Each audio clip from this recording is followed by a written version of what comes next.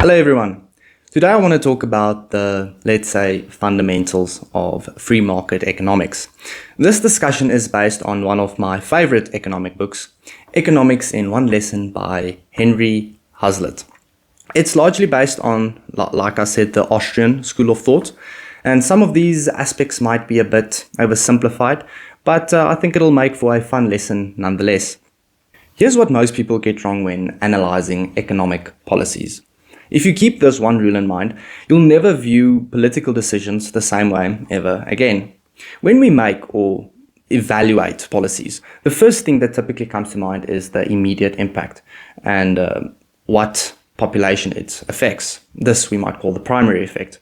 However, this can be very misleading because no decision in life, let alone in economics, works this way.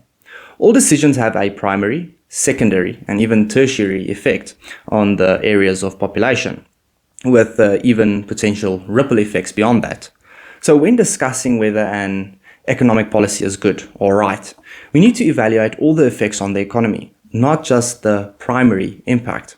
This is why politicians often receive such a bad reputation, and it's usually well deserved. They present radical policies that seem promising on the surface or align with the primary goal.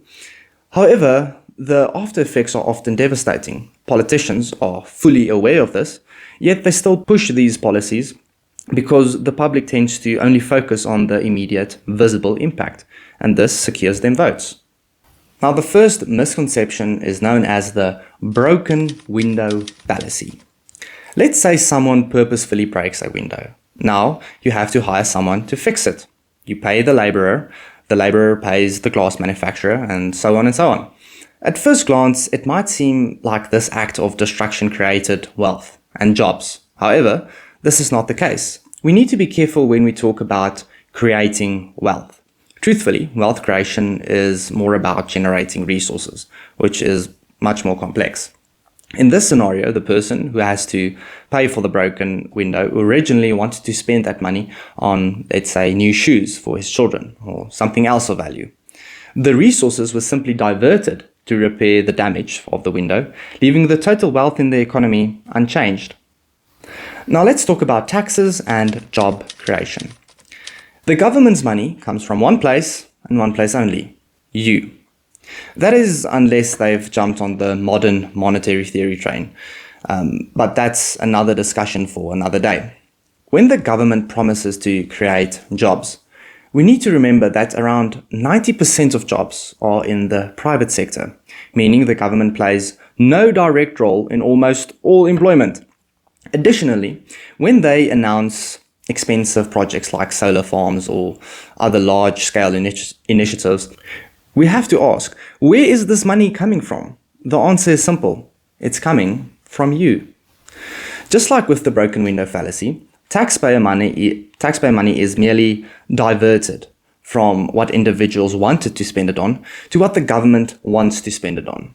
In essence, a small group of government officials are deciding that millions of people are incapable of spending their own money or allocating it correctly, and that the government needs to intervene to spend their money correctly. The next issue, paying your fair share. Let's first look at taxes. Taxes can demotivate economic activity. So you can't expect to have a booming economy while punishing people when they try to build wealth. Now, secondly, how much tax should each individual pay? The term pay your fair share is often used, which I think simply implies a flat tax, but that's not what most people mean in this case. So what is the current tax contribution of the wealthy? Well, the poorest half of Americans pay no income tax, and the top 10% of the richest Americans pay about 70% of the income tax. Is that a fair share? Well, this already suggests that the wealthy are shouldering most of the tax burden. But if you want to tax them even more, what will happen? Now remember, this is the secondary effect of such a policy. As the rich make more money, they are progressively taxed more and more, a sort of exponential increase as they rise in the tax brackets. So let's take an extreme example.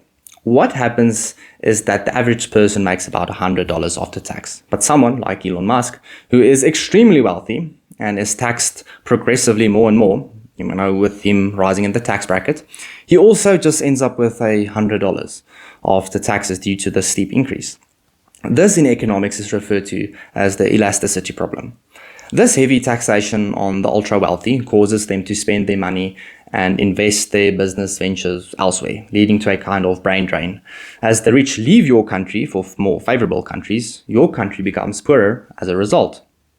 The curse of machinery. This argument claims that new technologies will lead to widespread unemployment by replacing human jobs. However, history shows that technological advancements create new industries and jobs. Let's take, for example, when the automobiles replaced horse-drawn carriages, people feared job losses for blacksmiths and carriage makers.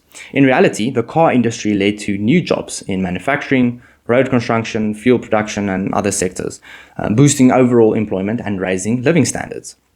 Now, similarly, modern AI and automation may replace some jobs, but they also reduce cost, increase productivity, and open up opportunities in fields like, let's say, AI development, healthcare, logistics, whatever.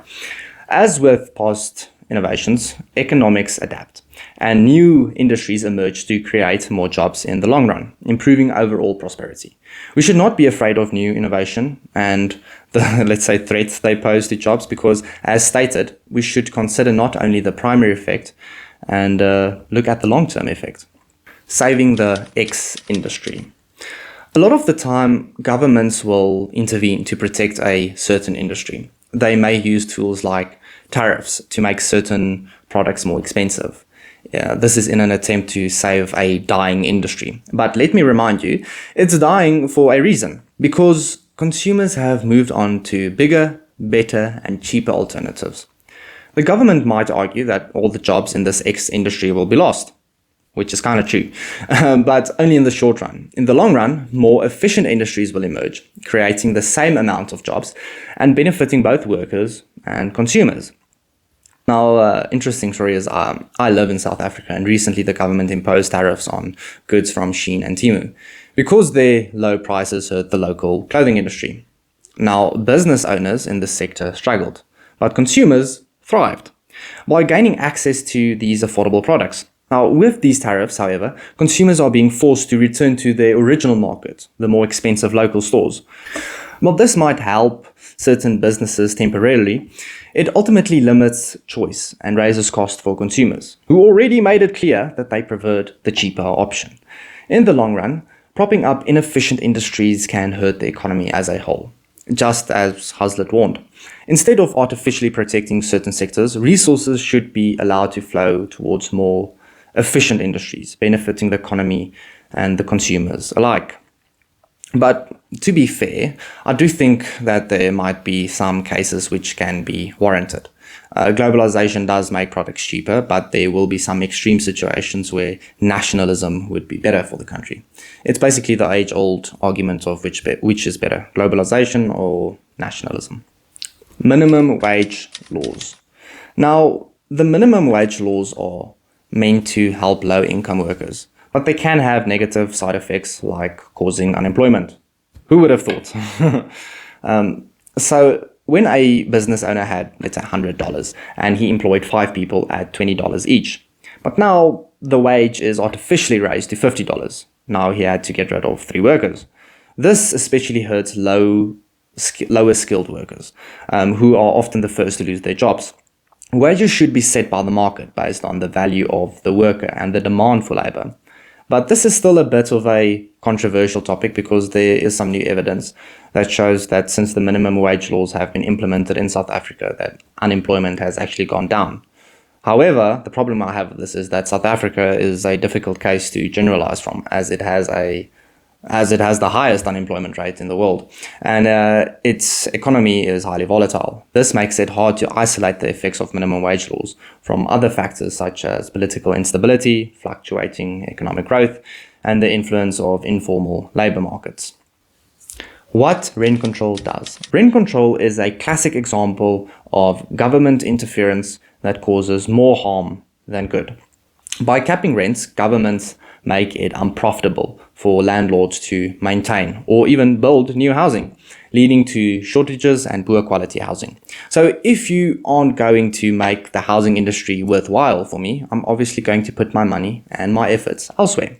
Now, Hazlitt argues that rent control benefits a few tenants at the expense of the broader community, and this can be devastating for a city, if not the country at large. Price fixing, or setting a price ceiling. The government often tries to set a base price for essentials, and everyone thinks this is the best thing since sliced bread. Quite ironic. Let's take bread for an example. The government now sets the price, which is normally below the market price, making it cheaper. This can distort the actual demand for bread, as prices aren't set naturally by the market, leading to potential shortages. Now, secondly, if the bakery makes the bread cheaper and incurs a loss, this loss has to be covered by the subsidies from the government. And where does the government get their money from? Well, from you. So, who would have guessed that we are paying full price for the loaf of bread after all? Now, if you live in a country where the disparity between rich and poor are big, then the poor do benefit from it because the rich and their taxes would incur most of the cost. But the more your country's Gini coefficient is closer to zero, and that is to say that there's less income inequality, the more effective this price ceiling for essential goods would be. Okay. So this is some of the most basic arguments of a free market Austrian economic school of thought. If you find these arguments interesting, let me know. And if there's something that I've missed, please comment it. And please subscribe, please like. It helps the channel a lot. And thank you very much for watching.